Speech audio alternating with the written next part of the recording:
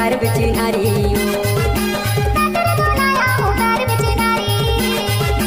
कातुर दोना माया के कार डीजे यदि मुंदरी मावो माया पासाया तोला मुंदरी मा यदि मुंदरी मावो माया पासाया तोला मुंदरी मा इस गाना का मतलब मेरा क्या है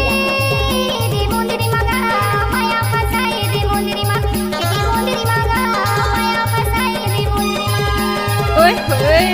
बादारे घर जाए उठे लपीरी बादारे घर जाए उठे लपीरी मैं तोला पहना हूँ माया की मुंदरी मुंदरी माँ तोला माया फांसाया तोला मुंदरी माँ तोला माया फांसाया तोला मुंदरी